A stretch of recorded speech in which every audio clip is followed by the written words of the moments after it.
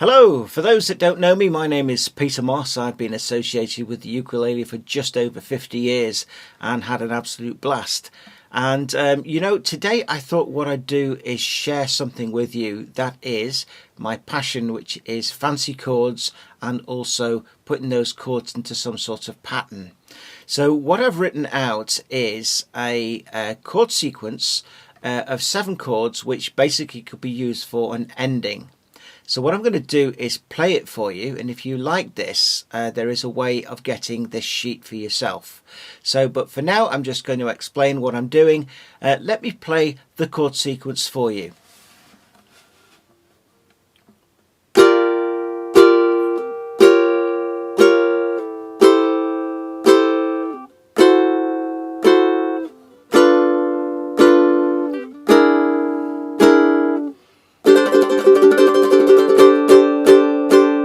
Yes, so if you want to do it with an arpeggio, you can end it with.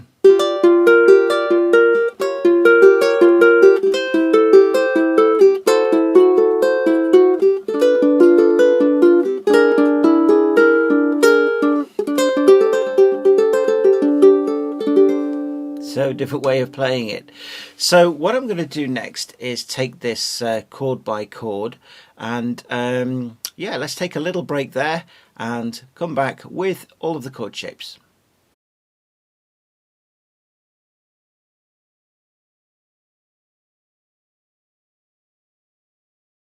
Okay, so let's have a look at what's involved with this chord sequence. Now, some of the shapes are fairly straightforward, and some you're going to have to tie your fingers in a few knots. But to start with, we'll start with the easy ones. Before I get into it, I'm going to talk about chords and positioning, because this will make it a lot clearer. Sometimes chords can sound very complicated, but you actually know the shape already.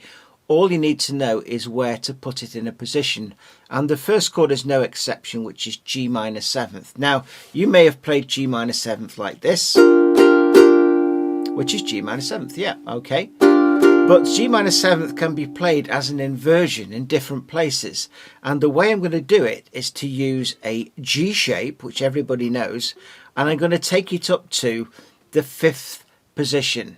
So how can it be called a 5th position when I've got fingers on the 5th and also the 6th frets? Well, the rule is you always go off where your index finger is. So if I say something is in the 5th position, my index finger is on the 5th fret. Simple as. If I say it's on the 3rd, guess what? Its 3rd position is where my index finger is on the 3rd fret. So with that in mind, let's go to that first chord. So a G minor 7th, taking a G shape, going up to the 5th position, sounds like this. So you can play all the strings. Now the next one is a chord that you will know, which is G minor, but we're going to take the G minor up to the 4th position. So remember, 4th is now where my index finger is, yeah, and literally play the G minor shape in the 4th position.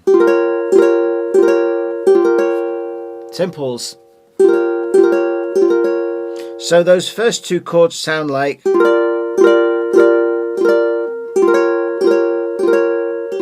If you notice, my fingers aren't really moving a lot at all, are they? This one stayed there.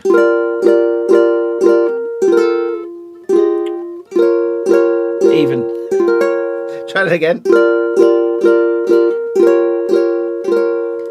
So notice this finger stayed there all the time. The next chord, if you can play the 2nd chord, you can definitely play the 3rd chord, because we're going to use the G minor shape yet again, but now in the 3rd position. Yeah. So this is called A minor 7th. So let's do the first 3. So we got.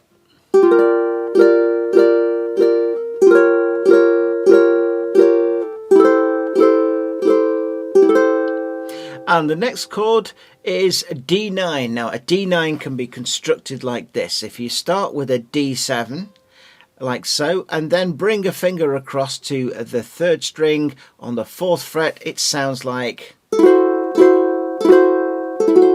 Isn't that nice? Yeah. So what's been going on there?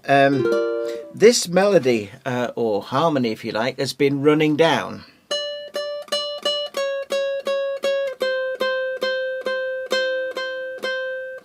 So it stayed the same for chords 3 and 4, but listen out for these notes. I'll play it now.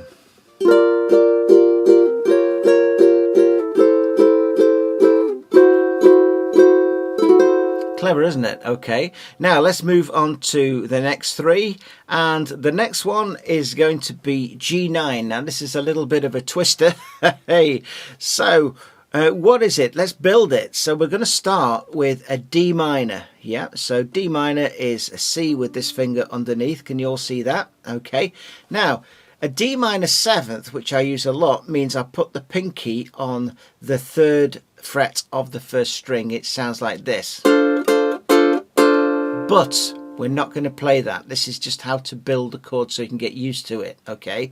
We're going to actually take this finger that's on the 3rd fret, keep it on the same string, but go down to the 2nd fret. Yeah. So I've got a D minor going on, and I've got this pinky on the 1st string, 2nd fret. Okay, to continue the sequence, the next chord basically is this. So let's have a look at that. So we've got a finger here, I've got this finger here, and I've got that finger there. So ring finger is on the 3rd string, my index is on the 1st fret on the 4th string, and my 2nd finger is on the 4th string, 1st fret. So okay, and to finish the whole thing off, we're going to do a rather obscure chord that does require a bar on the 2nd fret, and we're going to cover these 2 strings. So strings 2 and 1 are going to be covered. Now I haven't really concentrated on the chord names at the minute, but we're going to do that next. But have a go at playing those chords, and then we'll give you the technical names.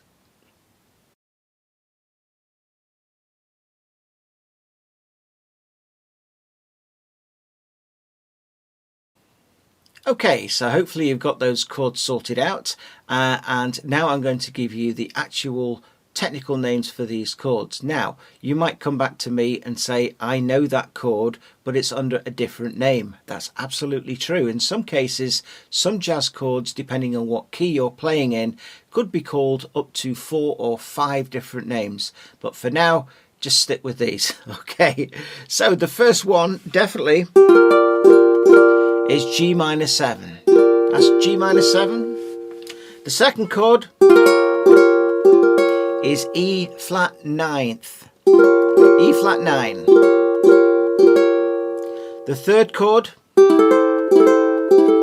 is A minor 7th. The fourth chord is D9. The fifth chord is G9. The sixth chord, C augmented 9. What a great name. And then the final one is F6 9.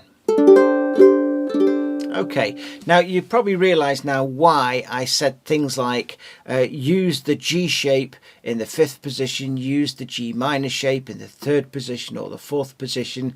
The reason I do that is because a lot of people are familiar with those shapes and those chord names, and it just makes it a heck of a lot easier.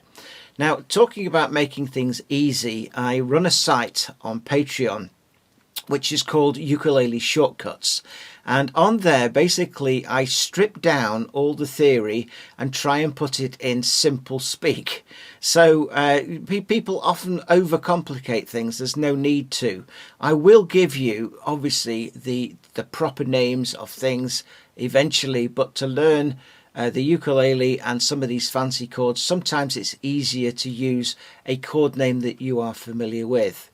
Now, I offer on Patreon all sorts of lessons, from things to do with chords, things to do with melody, things to do with the right hand, different ways of strumming, etc, etc.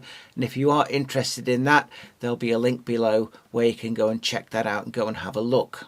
Okay, so let's finish then with it doing as an arpeggio using those shapes which we've just done. So starting with this one, we've got...